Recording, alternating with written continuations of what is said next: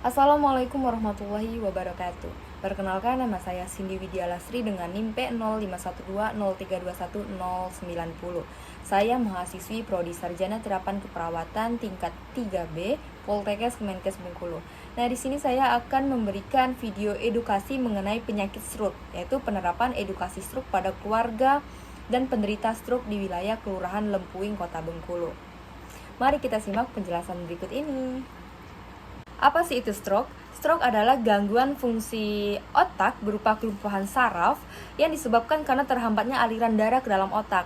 Nah, biasanya disebabkan karena dua penyebab, yaitu karena pecahnya pembuluh darah atau terjadinya gumpalan pada pembuluh darah.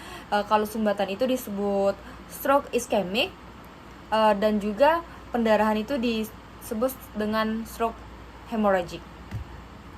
Apa sih penyebab stroke? Untuk stroke hemorrhagic disebabkan karena adanya kerusakan pembuluh darah pada otak, yaitu sehingga terjadi pendarahan pada pembuluh darah otak. Sedangkan non-hemorrhagic disebabkan karena gangguan fungsi saraf yang disebabkan karena tersumbatnya pembuluh darah pada otak. Untuk stroke iskemik atau stroke non-hemorrhagic disebabkan karena mungkin adanya embolik dan trombotik. Dan juga untuk stroke hemorrhagic, yaitu stroke biasanya disebut stroke pendarahan, yaitu ada dua juga, disebabkan karena pendarahan intracerebral dan pendarahan subarachnoid. Nah, untuk faktor yang menjadi penyebab resiko stroke itu ada dua, yaitu faktor yang bisa dikontrol dan faktor yang tidak dapat diubah. Kalau faktor yang tidak dapat diubah itu seperti umur, gender, ras, riwayat keluarga, genetik. Nah, kalau untuk faktor resiko itu yang dapat dikontrol seperti merokok, kolesterol tinggi, penyakit karotis, penyakit jantung, DM, atau bahkan mengkonsumsi alkohol, kurangnya pola hidup yang sehat. Dan juga apa saja sih tanda dan gejala stroke? Tanda dan gejala stroke yaitu mati rasa, kebingungan, atau berbicaranya pelo, mungkin terlihat dari wajahnya yang turun sebelah, pusing, kesulitan berjalan, bahkan sampai kehilangan keseimbangan atau kurangnya koordinasi.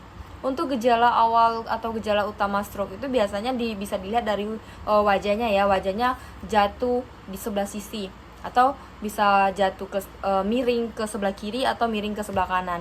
Nah, untuk arms itu lengan, orang yang diduga terkena stroke itu mungkin tidak dapat mengangkat kedua tangannya atau bisa mengangkat kedua tangannya namun lemah. Cara bicaranya menjadi pelo seperti keanak-anakan. Nah, untuk komplikasi yang terjadi akibat stroke yaitu ada hidrosefalus, kelumpuhan atau cacat permanen, pneumonia aspirasi, kesulitan menelan dan berbicara, depresi, nyeri pada anggota tubuh yang terkena stroke, dan perubahan perilaku. Nah, apa saja sih tanda-tanda stroke? Mari kita deteksi dini serangan stroke. Nah, apa saja tanda awalnya? Yaitu sakit kepala, sulit berbicara, lumpuh pada anggota tubuh tertentu atau tidak bisa menggerakkan anggota tubuh, gangguan penglihatan. Nah, apa saja peran keluarga dalam penanganan stroke ini? Stroke pada bagian awal, keluarga sangat penting dalam pendidikan kesehatan. Perannya sangat dibutuhkan. Yang pertama, peran keluarga sebagai motivator. Yang kedua, peran keluarga sebagai edukator. Yang ketiga, peran keluarga sebagai perawat keluarga. Nah, apa saja sih cara pencegahan stroke agar tidak terjadi stroke berulang? Kelola faktor risikonya. Misalnya faktor risikonya merokok, maka kurangi untuk merokok atau berhenti untuk merokok. Misalnya faktor risikonya disebabkan karena pola makan atau pola hidup, maka kita harus mengubah pola makan kita dan pola hidup kita menjadi lebih sehat. Apa saja masalah yang akan muncul pasca stroke dan apa saja peran keluarga?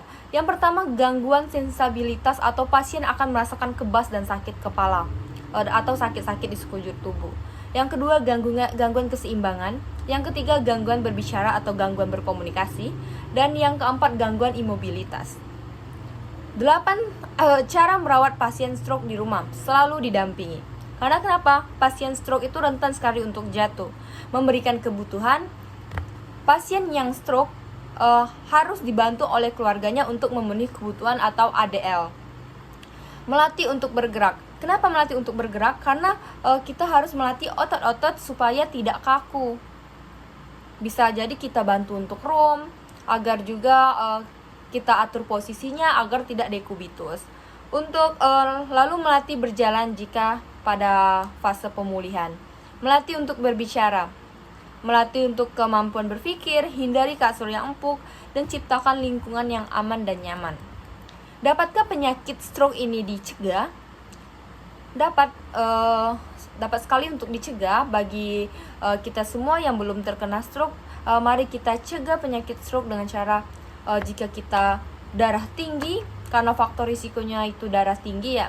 Jadi kita kurangi agar darah kita tidak tinggi, yaitu dengan cara jangan mengkonsumsi makanan yang tinggi garam, menurunkan berat badan, menjalani olahraga secara rutin, mengobati diabetes jika ada penyakit diabetes, menghentikan kebiasaan merokok, makan makanan yang seimbang dan sehat, kontrol kadar kolesterol, tidak mengkonsumsi alkohol, periksa dan obati penyakit jantung, dan dapatkan pengetahuan tentang stroke.